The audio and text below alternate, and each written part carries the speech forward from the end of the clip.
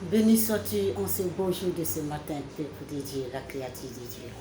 Que la grâce et la bonté de Dieu nous accompagnent. Que la sagesse de Dieu qui prêche aujourd'hui à travers le manteau du Christ, l'homme de Dieu, l'envoyé de Dieu très haut, pasteur chez Dieu. Que cette grâce visite toute la créature de Dieu. Que la sagesse de Dieu nous visite tous. Pour que nous ouvrons nos yeux pour connaître le véritable Dieu. Pour que nous ouvrons nos oreilles pour connaître le véritable Dieu. Il n'y a qu'un seul Dieu, une seule vérité, un seul esprit, qui est l'Éternel, notre Créateur, Jésus-Christ. Que la grâce, la bonté, la sagesse de Dieu nous accompagne, peuple de l'Éternel. Aujourd'hui, je vais m'adresser à mon fils, à mon petit frère, qui a désobéi l'autorité de la Côte d'Ivoire, qui a blasphémé contre l'autorité de la Côte d'Ivoire. Mon fils, attends que ta grand-sœur et ta mère ouvrent bien tes oreilles.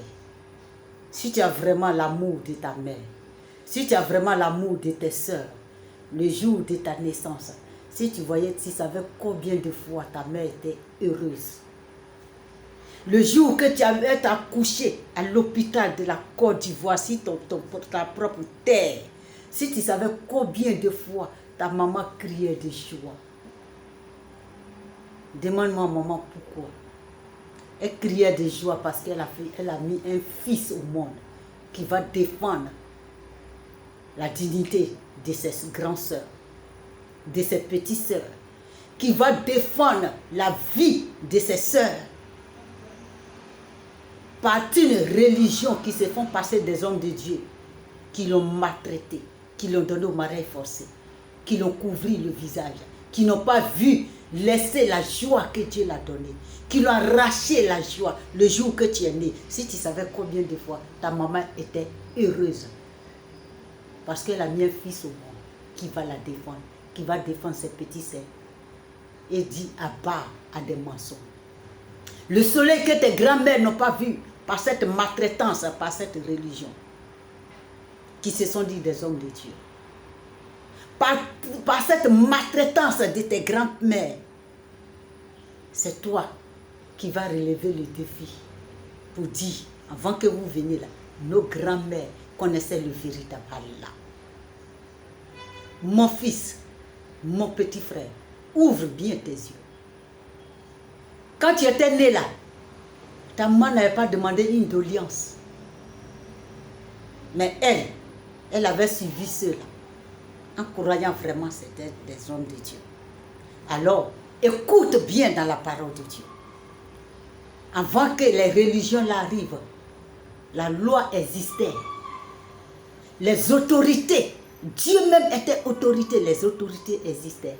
Et dans la parole de Dieu, Dieu a dit quoi? Dans la parole du véritable Allah, si tu sais vraiment que c'est Allah que tu veux défendre, on ne défend pas Allah, mais plutôt on écoute à ce qu'il dit.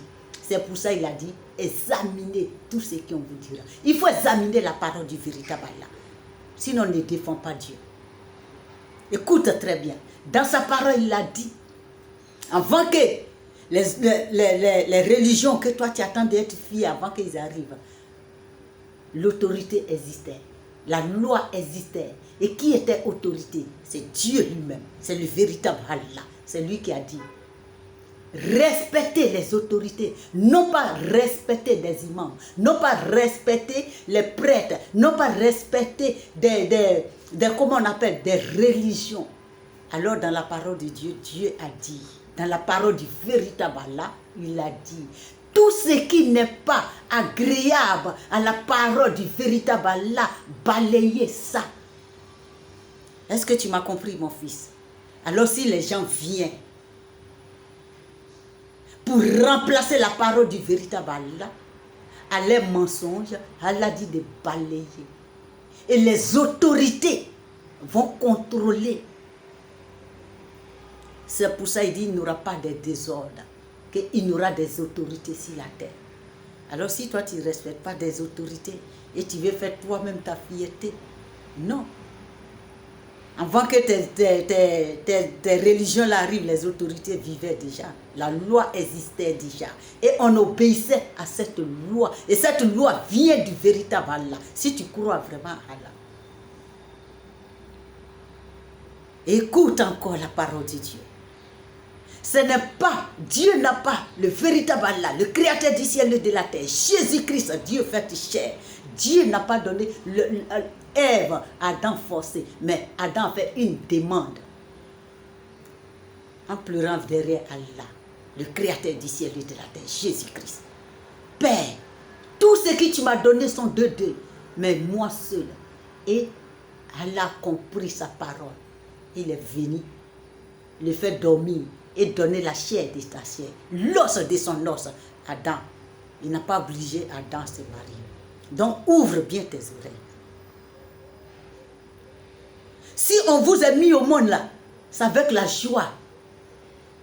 On ne vous a pas mis au monde par l'obligation. C'est parce qu'une mère, elle est heureuse.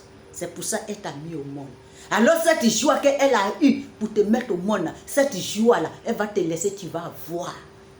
C'est quand tu es prêt, tu es heureuse, tu travailles, tu as la vie quotidienne. Tu dis, mère, elle dit, oui mon trésor, oui mon ange, oui ma joie de vie, oui mon esprit, oui mon cœur, oui mon cœur. Qu'est-ce que tu veux mon trésor? Maman, je veux maintenant prendre la chair de ma chair, l'os de mon os. Je veux maintenant épouser une belle créature que Dieu a fait pour moi.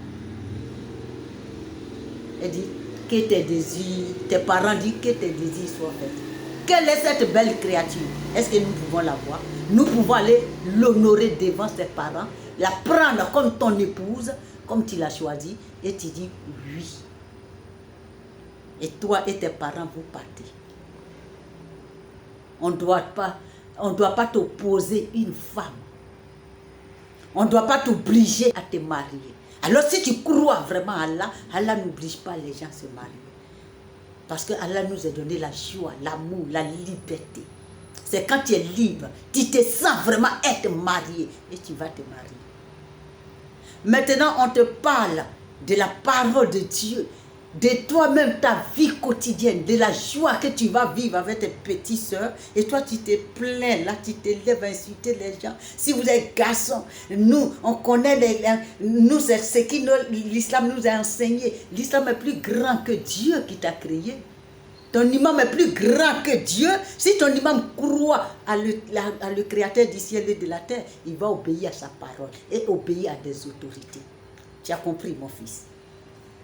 Alors c'est de veiller sur tes petits frères, de veiller sur tes petites soeurs. Ta petite soeur là, tu ne sais pas qu'est-ce qui l'attend bientôt, tu ne sais pas qu'est-ce qu'elle va devenir. Et cette petite qui attend de chercher sa vie, on dit on va la violer. On dit on va la envoyer au mariage forcé.